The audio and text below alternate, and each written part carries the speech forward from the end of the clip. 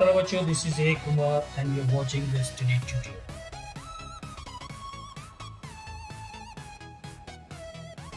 Dear students, congratulations on completing your SSC examination. Dear students, now school days are over and you have attained maturity. Collectively सब चीज का knowledge ले, लेकिन अब school के दिन हो गए खत्म बच्चों। अब आपको तैयारी करनी है आपके कॉलेज की पढ़ाई, आपके आगे की पढ़ाई के लिए, ठीक है।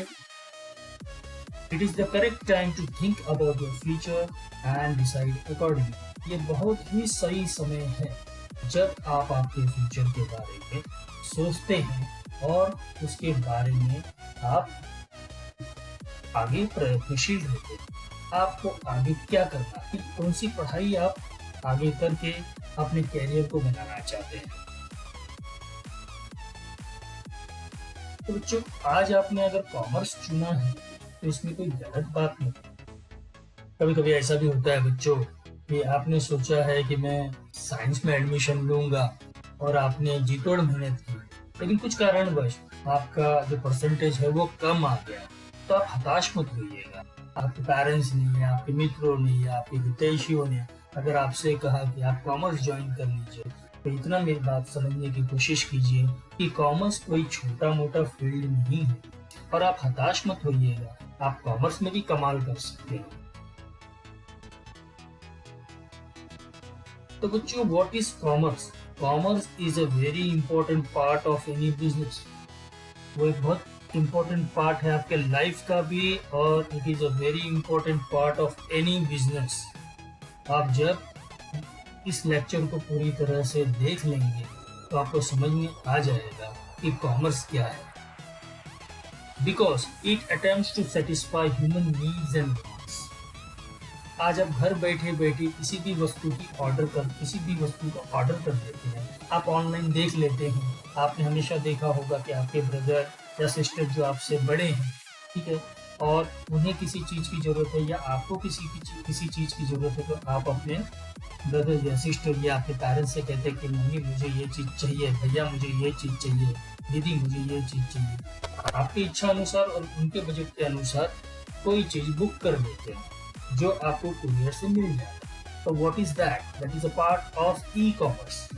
वो भी कॉमर्स ही है, ठीक है।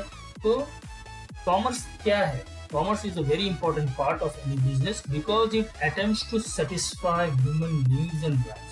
कॉमर्स कोशिश करता है कि ह्यूमन इंसानों के जो नीड्स है उसको पूरी करने में वो इंसानों की मदद करता है। It also links producers of certain products and services with the customers who require them. देखिए, प्रोड्यूसर्स, कुछ टर्म्स ऐसे आएंगे आपको अब 11th में जो आपने कभी सुने नहीं होंगे। तो घबराइएगा मत, मैं यहाँ पे हूँ उनका मीनिंग बताने के लिए, और धीरे धीरे हम लोग एक एक चैप्टर पढ़ते जाएंगे और आपको मैं समझाते जाऊंगा कि इस चैप्टर में आपको क्या समझने की जरूरत है, ठीक है। तो it also links producers. Producers क्या करता है कि ऐसे प्रोड्यूसर्स को जो अपना प्रोडक्ट्स बनाते हैं और जो सर्विस देते हैं उनको किससे लिंक करता है? उन कस्टमर से लिंक करता है जिनको उस प्रोडक्ट या सर्विस की जरूरत है। फॉर एग्जाम्पल, अभी मैं आपको एग्जाम्पल के तौर पर समझाता हूँ। ये हैं मिस्टर यश, ठीक है बच्चों, ये है मिस्टर यश। इन्हें लैपटॉप खरीदना, कई दिनों से ये सोच रहे हैं कि मुझे एक लैपटॉप खरीदना है, और वह एक खुद अकाउंटेंट। ये हैं मिस्टर राज। ये कौन है? ये कंप्यूटर डीलर, ठीक है। देखिए, ये है मिस्टर यश, ये है मिस्टर राज। ये एक अकाउंटेंट है और ये एक लैपटॉप लेना चाहता है, ठीक है। लैपटॉप के बारे में सोच रहे हैं, ठीक है। और ये हैं राज जो कि एक कंप्यूटर डीलर। अब मिस्टर यश को लैपटॉप की जरूरत है तो उन्होंने ऑनलाइन ढूंढना चालू कर दिया कि भाई उनके आजू बाजू में कोई डीलर है क्या, कंप्यूटर डीलर है क्या जो उन्हें अच्छा लैपटॉप दे सके। ठीक है। तो उन्हें किनका नंबर मिला, मिस्टर राज का नंबर मिला। उन्होंने मिस्टर राज को फोन लगाया, मिस्टर राज ने फोन उठाया, दोनों में आपस में बातें हुई। मिस्टर यश ने कहा, I need a good laptop. Mister Raj ने कहा, I have various laptops of various brands. मेरे पास बहुत सारे ब्रांड्स के लैपटॉप हैं।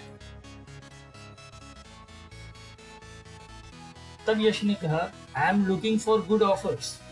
मैं अच्छे ऑफर्स के बारे में सोच रहा हूँ और मैं चाहता हूँ कि मुझे अच्छे ऑफर्स मिले। तब राज ने कहा, I have various discount offers for my customers. मेरे पास बहुत सारे डिस्काउंट ऑफर्स हैं मेरे कस्टमरों के लिए। यश ने कहा, good, where is your office? आपकी ऑफिस कहाँ पे है? राज ने कहा, I will send you the location and you can turn up any time between 9 AM to 6 PM. मैं आपको मेरा लोकेशन भेज देता हूँ क्योंकि ये डिजिटल का दौर चल रहा है, सब कुछ फोन पे लैपटॉप पे ही हो रहा है। Most of the things are happening on laptop and phone. Okay, तो उन्होंने क्या कहा कि मैं अपने मोबाइल से आपको लोकेशन भेज देता हूँ, आप किसी भी वक्त मेरे ऑफिस में सुबह 9 बजे से लेकर शाम को 6 बजे तक आ सकते हैं। यश ने कहा, do you have all the configurations? Yash ने उनसे पूछा जानने के पहले कि आपके पास लैपटॉप जो भी कॉन्फ़िगरेशंस अभी लेटेस्ट कॉन्फ़िगरेशंस हैं, क्या वो आपके पास अवेलेबल हैं? तो राज ने कहा, please come to the office, our salesman will guide you and help you to get the best laptop. आप मेरे ऑफिस में आ जाइए, आपको मेरा सेल्समैन जो है वो अच्छी तरह से गाइडेंस देगा और आपको आपकी इच्छा के मुताबिक ही आपको बेस्ट लैपटॉप मिलेगा। फिर यश ने पूछा, how can I make the payment? फिर राज ने कहा, you can make payment by online transfers और थ्रू डेबिट कार्ड्स और क्रेडिट कार्ड्स। उन्होंने बताया कि भाई आप डेबिट कार्ड और क्रेडिट कार्ड से भी कर सकते हैं पेमेंट। यश ने कहा, fine, I will come tomorrow by 3 PM। मैं कल 3 बजे दोपहर को आ जाता हूँ। राज ने कहा, you are welcome, thanks for calling, have a good day. तो इस तरह से उन लोगों का जो कन्वर्सेशन था वो समाप्त हुआ, ठीक है। और यश को लैपटॉप लेना था और राज को लैपटॉप बेचना था, तो दोनों की जो नीड्स थी वो मिल गई, ठीक है। अब जो यश थे वो जाने वाले थे उनके यहाँ पे और लैपटॉप खरीदने वाले थे। इसे कहते हैं कॉमर्स। ओके, तो commerce helps in growth of industrial development. Commerce क्या करता है? इंडस्ट्रियल डेवलपमेंट में जो इंडस्ट्रियल डेवलपमेंट होता है उसकी ग्रोथ में वो हेल्प करता है, उसको आगे बढ़ाता है। It helps to increase demand for goods. अब कॉमर्स क्या करेगा? कॉमर्स की वजह से क्या होता है, जो डिमांड होती है गुड्स की वो बढ़ती है। हम आगे चलकर देखेंगे उसका एक अलग पहलू है, कैसे जैसे कॉमर्स में एडवर्टाइजमेंट आता है, फिर आपके सेल्स आते हैं, एडवर्टाइजमेंट आते हैं। तो इनके थ्रू क्या होता है, जो गुड्स बनाता है मैन्युफैक्चरर उसकी डिमांड इंक्रीज होती है मार्केट में। It helps industries to get raw materials and other necessary services. Commerce क्या करता है? कॉमर्स किसी भी इंडस्ट्री को अगर रॉ मटेरियल की जरूरत है या किसी भी इंडस्ट्री को किसी नेसेसरी सर्विसेज की जरूरत है तो वो प्रोवाइड कौन करता है? कॉमर्स। और कॉमर्स के थ्रू ही प्रोवाइड होता है। Commerce acts as a catalyst between the manufacturers and customers. बच्चों, आपने 10th स्टैंडर्ड में और 9th स्टैंडर्ड में कैटलिस्ट के बारे में पढ़ा होगा साइंस में। तो what do you mean by catalyst? It is the substance that makes a chemical reaction happen faster. Catalyst वह चीज है जो किसी भी केमिकल रिएक्शन को जल्दी करने में मदद करती है। तो यहाँ पर कॉमर्स क्या है? Commerce acts as a catalyst between the manufacturers and customer. वो इतनी जल्दी मैन्युफैक्चरर और कस्टमर के बीच का जो प्रोसेस है उसको बड़े जल्दी और बड़े फास्ट करने की कोशिश करती है। जैसे मैंने आपको पिछले एग्जांपल में बताया, यश और राज, तो ये दोनों की जो नीड्स थी उसको किसने पूरी की? कॉमर्स ने पूरी। अब कॉमर्स के एजुकेशन का महत्व क्या है? हमारी लाइफ में। अब मैं वो आपको बता दूं, अब ध्यान से सुनिए। In commerce, you can study various topics like accountancy, business studies, economics, etc. Commerce में आप अकाउंटेंसी के बारे में पढ़ सकते हैं, बिजनेस स्टडीज के बारे में पढ़ सकते हैं, इकोनॉमिक्स के बारे में पढ़ सकते हैं। ये तीनों मेन ब्रांच है कॉमर्स के। Commerce education equips students with specialized skills which are useful to tackle the business problems. अगर आप कॉमर्स पढ़ रहे हैं तो आप वो सारे स्पेशलाइज्ड स्किल जो है वो आप समझ जाएंगे, जिससे आप आपके बिजनेस के प्रॉब्लम्स या आप जहां पर भी काम कर रहे हैं वहां के बिजनेस के प्रॉब्लम को आप तुरंत पहचान लेंगे और उसे टैकल करने में आप आपके ऑर्गेनाइजेशन का या फिर आप आपके बिजनेस की मदद करेंगे। You can look for a job as an accountant or pursue a course in CA, ICWA, etc. after completing course in commerce. अगर आपने आपका कोर्स कंप्लीट कर लिया तो आप अकाउंटेंट बन सकते हैं। ग्रेजुएशन के बाद ही आप अकाउंटेंट बन सकते हैं। अगर आप फर्दर स्टडीज के लिए जाना चाहते हैं, मतलब अकाउंटेंसी में आप और भी आगे की पढ़ाई करना चाहते हैं, तो आप चार्टर्ड अकाउंटेंट बन सकते हैं या कॉस्ट अकाउंटेंट बन सकते हैं। ठीक है, तो कॉमर्स को आप छोटा मत समझिए। ठीक है बच्चों, तो और एक बात मैं आपको समझाना चाहता हूँ कि commerce students have a career opportunity in accounting, auditing, finance and banking sectors as well as in government service opportunities like IRS, IAS, IFS, तो बच्चों कॉमर्स को आप छोटा मत समझिए। जो भी आपकी इच्छा है वो आप कॉमर्स में भी पूरा कर सकते हैं। Commerce students have a career opportunity in accounting. आपका कैरियर अकाउंटिंग में बन सकता है, ऑडिटिंग में बन सकता है, फाइनेंस में बन सकता है, आप बैंकिंग सेक्टर से ज्वाइन कर सकते हो, आप गवर्नमेंट सर्विस ज्वाइन कर सकते हो जैसे IRS, IAS, IFS। ये सब कॉम्पिटिटिव एग्जाम्स है जो एग्जाम को देकर और अच्छे से पास होकर आप ये सारी उपलब्धियां पा सकते हैं। Commerce students also have career opportunity in the field of sales and business law. और एक आगे की बात बता देता हूँ आप। Accounting, auditing, finance, banking sector, government services, ठीक है। आगे और भी है कि आप सेल्स में भी आपका कैरियर बना सकते हैं। आप किसी कंपनी के अच्छे सेल्स मैनेजर भी बन सकते हैं। शुरुआत में आप सेल्स मैन हो गए, फिर धीरे धीरे आपके परफॉर्मेंस की वजह से और आपकी पढ़ाई की वजह से आप सेल्स मैनेजर की पोस्ट तक जा सकते हैं। ठीक है, आप बिजनेस लॉ भी कर सकते हैं, आप कॉर्पोरेट लॉयर भी बन सकते हैं। कुछ मैं आपको बताता हूँ कि आपकी जरूरत कहाँ कहाँ पे है। For example, he is a doctor. Doctor का काम क्या है? दवा देना, ऑपरेशन करना, है। वो अगर सैलरीड है तो भी उनको अकाउंटेंट की जरूरत है।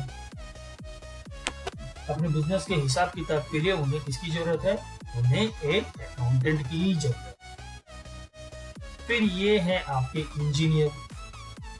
यदि आपने कॉमर्स की पढ़ाई की है और अकाउंट्स के बारे में आप जानते हैं, ठीक है, तो इंजीनियर को भी आपकी जरूरत पड़ सकती है।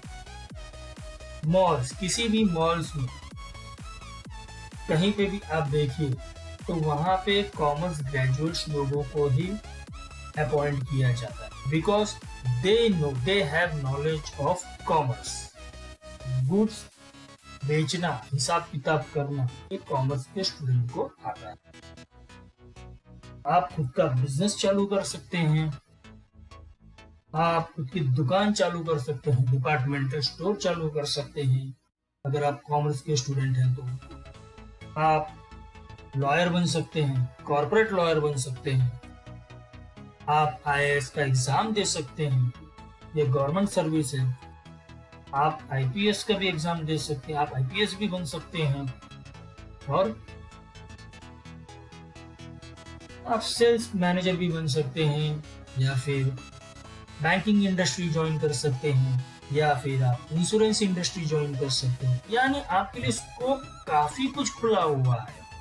ठीक है, तो बच्चों कॉमर्स ज्वाइन करने के लिए मैं आपको बहुत बहुत बधाई देता हूँ। आइए हम लोग थोड़ा आगे चलते हैं और बुक कीपिंग के बारे में जानने की कोशिश करते हैं। चलिए हम हमारे घर से ही शुरू करते हैं। ये हमारे पिताजी, he is a hero of our family. ये हमारे फैमिली के हीरो। क्यों ये हीरो है? क्योंकि इनका काम है, ही इज अ कर्ता ऑफ द फैमिली। इनका काम है बाहर जाना, कमा कर लाना और अपने फैमिली का पालन पोषण करना। ओके, या तो वो सैलरीड होंगे या बिजनेसमैन होंगे। ठीक है, तो दोनों सूरतों में उनको क्या करना है? अगर सैलरीड है तो हर दिन जाके अपने ऑफिस में काम करना है, बिजनेसमैन है तो भी ऑफिस में जाके काम करना है और पैसा कमाना है, सही मायने से पैसा कमाना है। अब जब भी वो पैसा कमा रहे हैं वो हम लोगों के लिए कमा रहे हैं। ठीक है, तो पैसे दो तरह से आते, हमारी फैमिली में पैसे दो तरह से आते हैं, या तो सैलरी से या तो फिर बिजनेस इनकम से। जब बिजनेस इनकम से या सैलरी से हमारे घर में पैसे आते हैं तो क्या होता है? कुछ पैसे ग्रोसरी में चले, ठीक है ना, पैसे तो पापा लेके आते हैं हमारे, तो कुछ पैसे ग्रोसरी में चले जाते हैं, फिर कुछ पैसे स्कूल कॉलेज फीस में चले जाते हैं। तो इसमें केवल पापा का योगदान नहीं है। पापा ने तो पैसे ला के दे दिए, किसे दिए? पापा ने मम्मी को दिए। फिर मम्मी कौन है हमारी? वो है हमारी सुपर मॉम, क्योंकि ये खाली पापा की वजह से ही पूरा घर नहीं चलता, मम्मी का भी सहयोग होता है। अब कुछ पैसे चले जाते हैं यूटिलिटी बिल्स में, फिर कुछ पैसे चले जाते हैं लोन के इंस्टॉलमेंट्स में, फिर कुछ पैसे चले जाते हैं इंश्योरेंस के प्रीमियम भरने में,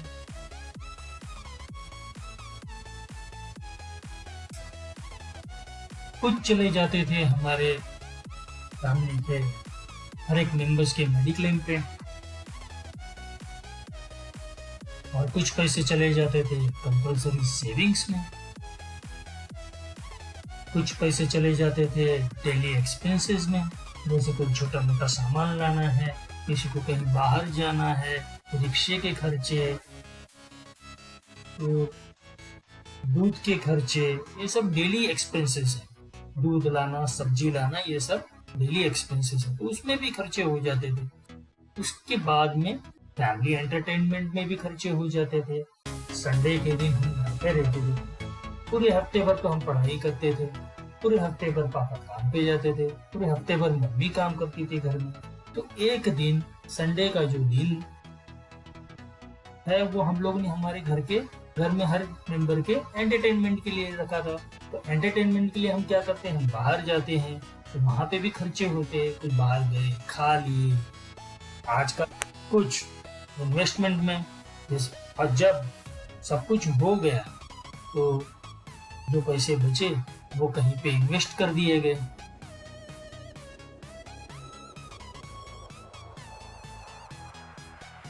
उसके बाद भी, मतलब इतना सब कुछ करने के बाद भी हमारे मम्मी पापा ने हमें एक हंसता खेलता कर दिया। उन्होंने एक घर लिया हमारे लिए, एक अच्छा घर लिया जिसमें हम हमारे फैमिली के साथ रहते हैं। उन्होंने इन्वेस्टमेंट की हमारे लिए। यही नहीं, उन्होंने अपने मम्मी पापा को भी खुश रखा। तो वो ये सब कैसे करते थे? किस तरह से वो मैनेज करते थे? हर एक के जरूरतों को पूरा करना, किसी को किसी चीज की कमी न रह जाए। हम जब बड़े हों तो हमारे लिए, हमारी आगे की पढ़ाई के लिए पैसे भी हो, उनके बाद भी उनकी फैमिली को कोई तकलीफ ना हो, ये सारा चीज वो सोच के रखते थे। ये सब चीज वो करते कैसे थे? वो इसलिए कर पाते थे ये सब चीज क्योंकि वो एक डायरी मेंटेन करते थे। आपने देखा होगा, आप सभी ने देखा होगा कि आपके पिताजी पर्टिकुलरली एक डायरी मेंटेन करते हैं जिसमें वो कुछ लिखते हैं, वो क्या करते हैं, वो डूइंग बुक कीपिंग, वो डेली का हिसाब। मम्मी उनको अपना डेली का हिसाब लिखती, मम्मी के पास एक डायरी होती, मम्मी उसमें अपना हिसाब किताब लिखती, मम्मी बताती है कि आज मैंने ये चीज है, आज मैंने ये चीज है, आज मैंने सब्जी इतने के लिए, आज दूध में इतना पैसा आ गया। आपने हमेशा देखा होगा मम्मी पापा को इस तरह से बातें करते हुए, और आप हंसते भी होंगे। लेकिन एक बात बताऊं, ये बहुत इंपॉर्टेंट है from the point of view of a family, क्योंकि उसी से, इन्हीं सब बातों से उन्हें पता चलता है कि आगे उनको क्या करना है। कहीं वो पैसा मनमाना तो उड़ा नहीं रहे हैं, वो सेविंग्स कर रहे हैं कि नहीं, उनको अपने फ्यूचर के बारे में, आपके फ्यूचर के बारे में वो सोच रहे हैं, इसलिए वो ये सब बातें करते हैं, इसलिए वो अपनी डायरी मेंटेन करते हैं, इसलिए उसमें वो सारी चीजें रिकॉर्ड करते हैं।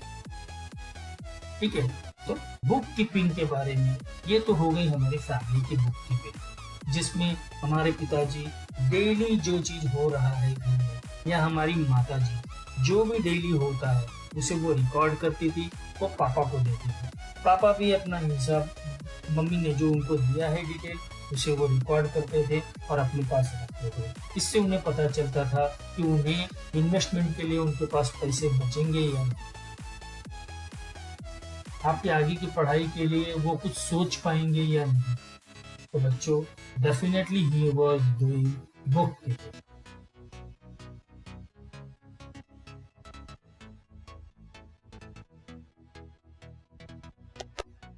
तो बच्चों, बुक कीपिंग के बारे में तो मैं आपको अगले लेक्चर में बताऊंगा।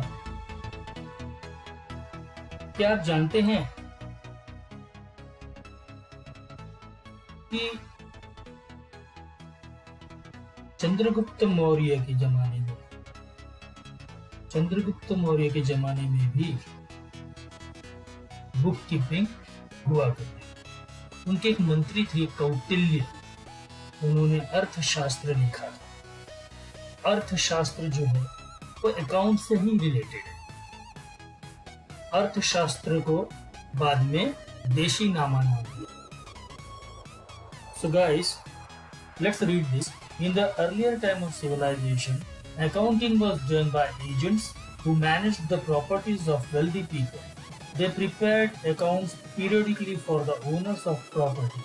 The records of debit and credit were found in the 12th century itself. पुराने जमाने में जैसे राजा महाराजा या लैंडलॉर्ड जो होते थे, वो रहते थे, उनके पास बहुत सारी जमीनें होती थी और उस जमीन से उनको इनकम मिलता है। तो ये लोग है ना, कुछ एजेंट्स को अपॉइंट करते थे जो इनका लेखा जोखा देखते थे कि इस प्रॉपर्टी से इन्हें कैसे पैसे मिले, कितने पैसे मिले, इस महीने में कितने पैसे मिले, क्या कर मिला, ठीक है, या जिन्हों ये इस लैंडलॉर्ड ने जिसे भी खेती करने के लिए जमीन दी है, वहां से उनको कितना इनकम हुआ। तो ये सारा लेखा जोखा वह एजेंट करता था। तो 12वीं शताब्दी में, यानी 12th सेंचुरी में भी आपको डेबिट और क्रेडिट के रिकॉर्ड्स मिलेंगे। तो आज ही नहीं, मॉडर्न वर्ल्ड में ही अकाउंट्स का उपयोग नहीं हुआ है, ये आपके पुरातन काल में भी इसका उपयोग हुआ है। तो बता दिया कि हमारे घर से ही बुक कीपिंग की शुरुआत हुई, और ये आज से नहीं, ये इस मॉडर्न युग में ही नहीं, ये हमारे पुरातन काल से अकाउंट्स को यूज किया जा रहा है, या बुक कीपिंग को यूज किया जा रहा है अलग अलग तरीके से। ठीक है, तो बच्चों, once again I congratulate you for completing your SSC examinations and choosing commerce as your mainstream. So guys, stay home, stay safe and start learning. Don't forget to watch my another video which is on bookkeeping and accountancy.